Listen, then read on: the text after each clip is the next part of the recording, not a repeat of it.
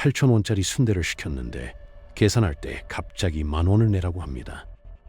왜요? 고기랑 섞었잖아. 이 한마디가 전부였는데 문제는 손님이 섞어달라고 요청한 적이 단 한 번도 없다는 거예요. 메뉴판에 선명하게 8,000원이라고 적혀 있는 걸 보고 주문했는데 나중에 2,000원을 더 붙이면서 내놓은 이유가 고작 그거였던 거죠. 이 장면이 담긴 1분짜리 쇼츠 영상 하나가 순식간에 조회수 1,200만을 찍으면서 100년 전통의 광장시장을 완전히 뒤흔들어 놨습니다. 토요일이면 발 디딜 틈 없이 인파로 북적이던 골목에 이제는 사람 그림자조차 보기 힘들어졌고 상인들 입에서는 쥐새끼 한 마리도 안 온다는 절규가 터져나오고 있거든요. 한국인도 안 오고 외국인도 안 오고 시장 전체가 텅텅 비어버린 겁니다. 그런데 진짜 소름 돋는 건 따로 있어요. 이게 우연히 터진 한 번의 실수가 아니라 수년간 곪고 골마온 상처가 마침내 터져버린 거라는 사실이죠. 오늘은 이 사태가 어떻게 예고된 참사였는지 그 뿌리를 끝까지 추적해보는 이야기를 해보겠습니다. 논란의 시작점으로 돌아가 보면 구독자 150만의 한 유튜버가 광장시장을 방문해서 메뉴판에 8,000원이라고 선명하게 적힌 순대를 주문했는데 음식을 받아들고 계산하려는 순간 상인이 갑자기 10,000원을 요구했고 유튜버가 왜 10,000원이냐고 되묻자 돌아온 대답이 바로 그 유명한 고기랑 섞었잖아 였던 거예요. 애초에 섞어달라는 말 자체를 한 적이 없었으니 당연히 항의할 수밖에 없었고 이 짧은 순간이 카메라에 고스란히 담겨서 전국으로 퍼져나갔습니다. 영상 댓글창에는 분노가 폭발했는데 특히 한 댓글이 정확히 본질을 짚었어요. 1분 쇼츠 때문이 아니라 쌓이고 쌓인 게 터진 거라는 말이었죠. 이 댓글이 수천 개의 공감을 받으면서 사람들은 깨달았습니다. 이건 우연한 사고가 아니라 언젠가 터질 수밖에 없었던 시한폭탄이었다는 걸요.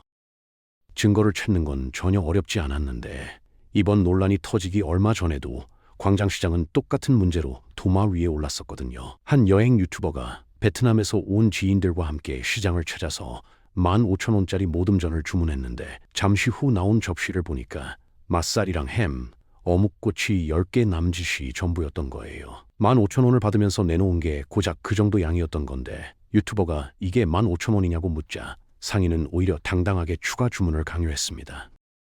2명이 와서 이거 갖고 안 된다, 더 시켜야 한다면서요. 결국 10조각 남짓한 전에 15,000원을 내야 했고 함께 있던 베트남 지인이 15,000원이 베트남 돈으로 30만 동이라는 걸 알고는 너무 비싸다며 경악을 금치 못했습니다. 이 사건도 국제적 망신이라는 비난과 함께 해당 가게는 영업정지 10일 처분을 받았는데 문제는 이게 처음이 아니었다는 거예요.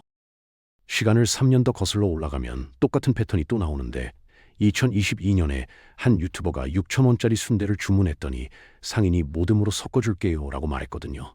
손님 입장에서는 당연히 한국시장 특유의 인심, 그러니까 서비스로 더 넣어주는 거라고 생각해서 고맙다고 했죠. 그런데 계산할 때 되니까 갑자기 10,000원을 요구하는 겁니다. 서비스인 척하면서 섞어주고 나중에 더 비싼 가격을 받아내는 수법인데 이게 22년에도 있었고 2025년에도 그대로 반복되고 있다는 게 소름 돋지 않나요? 가격 문제만 있었던 게 아니라 위생 문제까지 터져나왔는데 이번에 논란이 된 영상에는 훨씬 더 충격적인 장면이 담겨 있었거든요. 유튜버가 칼국수를 먹으러 갔는데 김가루랑 고명이 덕지덕지 붙어있는 면을 새 면 삶을 때 같이 넣는 걸 직접 목격한 거예요. 남이 먹다 남긴 것처럼 보이는 면이 다음 손님 음식에 섞여 들어간다는 건데 이거 봐도 오해할 수밖에 없게 생겼다면서 영상에 그대로 담았습니다. 영상을 본 사람들 입장에서는 충격적일 수밖에 없었고 댓글창에는 다시는 안 간다는 반응이 쏟아졌죠. 거기다 그날 방문한 5곳 중 4곳에서 극심한 불친절을 경험했고 특히 외국인 손님들한테 이유 없이 버럭 화를 내는 모습도 여러 번 목격했다고 밝혔는데 바가지 요금에 비위생, 불친절까지 3중고가 한꺼번에 터져나온 겁니다.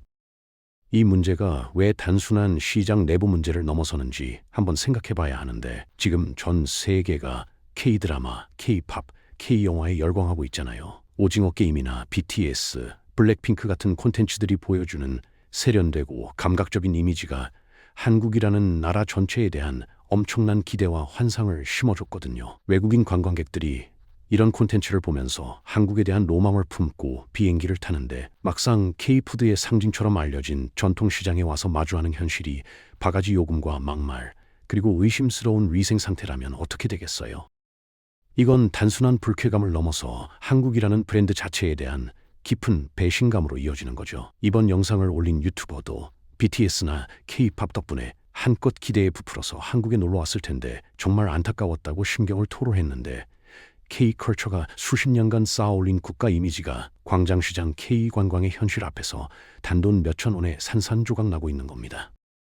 이거 그냥 과장해서 하는 말이 아니라 이미 해외 최대 커뮤니티인 레딧 같은 곳에는 광장시장을 향한 생생한 경고글이 쏟아지고 있거든요. 광장시장은 관광객 함정이다, 사기성이 짙다, 상인들이 포식자 같다는 후기들이 올라오고 있고, 심지어 어떤 외국인 관광객은 대놓고 광장시장 대신 경동시장이나 망원시장에 가겠다고 공개적으로 선언하기도 했습니다. 한국 여행을 계획하는 외국인들 사이에서 광장시장 가지 마라가 하나의 팀처럼 공유되고 있다는 건데, 100년 전통시장이 국제적으로 이런 취급을 받게 됐다는 게 정말 충격적인 거죠. K 컨텐츠가 피땀 흘려 쌓아올린 한류 이미지가 시장 골목에서 몇천 원짜리 바가지 때문에 무너지고 있는 겁니다. 그렇다면 도대체 왜 이들은 이렇게 대담하게 바가지를 씌울 수 있었을까요? 뻔히 카메라가 돌아가는데도 당당하게 2,000원을 더 받으려 했던 그 배짱의 근원은 어디에 있는 걸까요? 바가지 요금보다 더 깊은 곳에 이 시장의 구조적 문제가 숨어 있는데, 핵심은 바로 현금 장사입니다. 한 방송국 제작진이 가게에서 모듬전을 시키고 신용카드를 내밀었더니 상인이 현금만 가능하다고 했거든요. 카드 단말기가 있긴 한데 고장났다는 거예요. 심지어 어떤 곳은 멀쩡한 단말기를 버젓이 갖춰놓고도 현금만 받는다고 하고 현금 영수증을 요구하면 안 된다고 거절합니다. 왜 그럴까요? 이유는 간단한데, 광장시장 노점 상당수가 사업자 등록이 안 되어 있어서 현금 영수증 발급 의무 자체가 없는 거예요. 카드 결제를 안 받으면 거래 기록이 남지 않으니까 바가지를 씌워도 소비자가 이의를 제기할 증거가 없고 세금도 안 내도 되는 일석이조의 구조인 거죠. 이 불투명한 현금 시스템 때문에 시장 내부에서도 심각한 분열이 일어나고 있는데, 최근 온라인 커뮤니티에 광장시장에서 가게를 하는 상인의 자녀분이 글을 올렸거든요. 저희 엄마는 매일 새벽 3시에 일어나서 경동시장에서 물건 떼오고 밤 8시까지 장사하신다고요. 사업자 등록 내고 당당하게 세금 내면서 일하는데 일부 노점상들 때문에 시장 전체 이미지가 망가졌다며 분통을 터뜨렸습니다.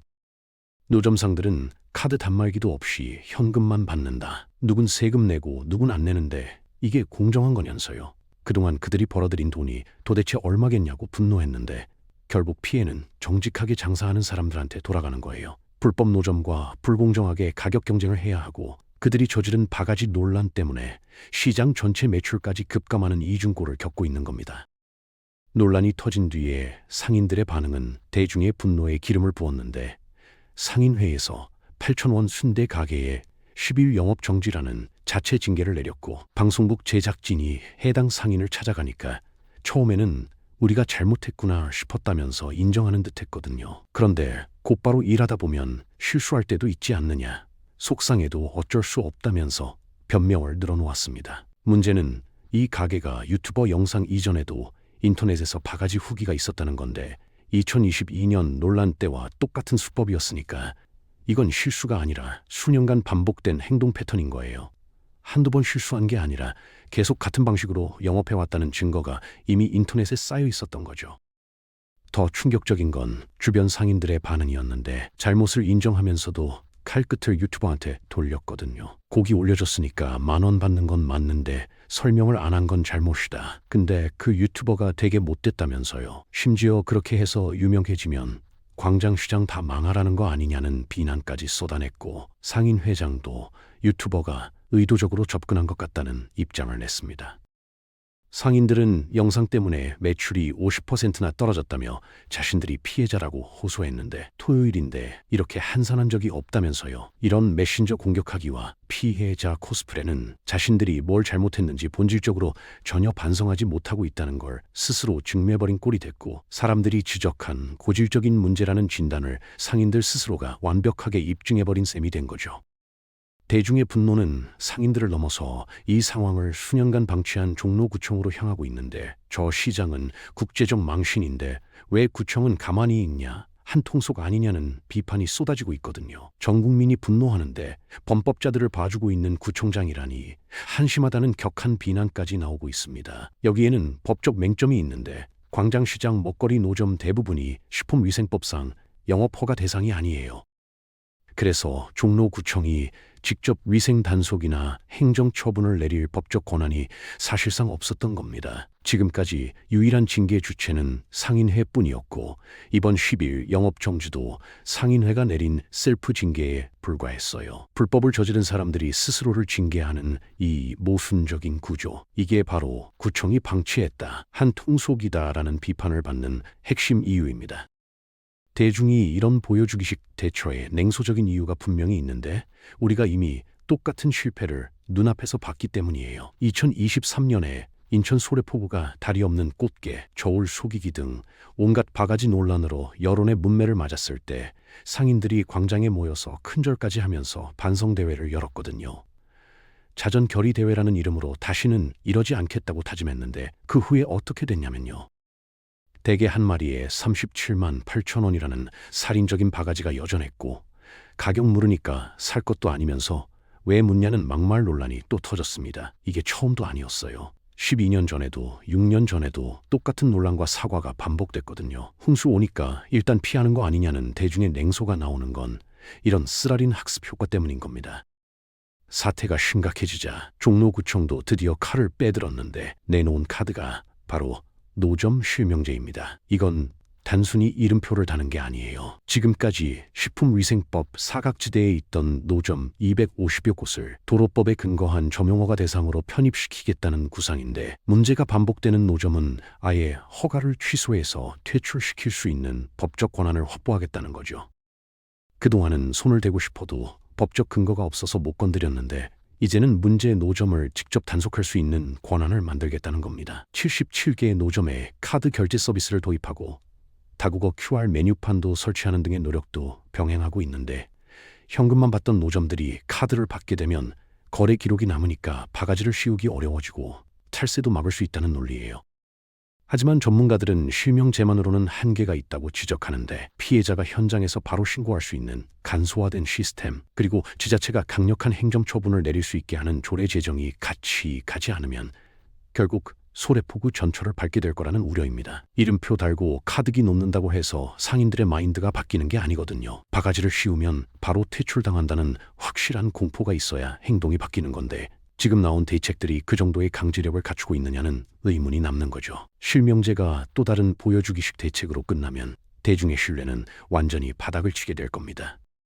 광장시장은 단순히 음식 파는 곳이 아니었는데, 100년의 역사 속에서 한국 특유의 정과 인심을 상징하는 문화 공간이었거든요. 빈대떡 지글거리는 소리, 뜨끈한 칼국수 김이 모락모락 피어오르는 풍경, 맛있는 거 먹고 가라는 정겨운 목소리가 울려 퍼지던 곳이었는데, 일부 상인들의 단기적 탐욕과 기만, 그리고 수십 년간 불법과 탈세를 방치해온 행정의 무관심이 이 모든 걸 무너뜨렸습니다. K-드라마와 K-팝에 빠진 외국인 관광객들의 성지로 불리던 곳이 이제는 가지 말아야 할 관광객 함정으로 전락해버린 거예요. 지금의 위기는 1분짜리 쇼츠 때문이 아니라 그 쇼츠가 마침내 들춰낸 오래된 고문, 상처 때문인 겁니다.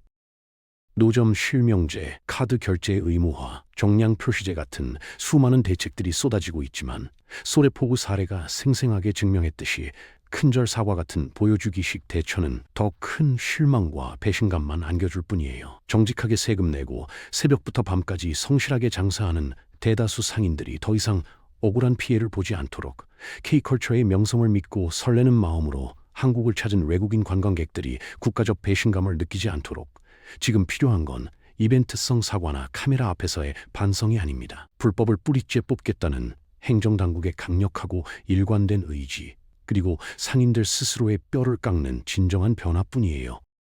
100년 역사의 광장시장이 국제적 망신이라는 오명을 안고 이대로 몰락할 것인지, 아니면 이 치욕스러운 위기를 마지막 쇄신의 기회로 삼아 다시 국민의 신뢰를 회복할 것인지, 시장은 지금 그 마지막 갈림길에 서 있습니다.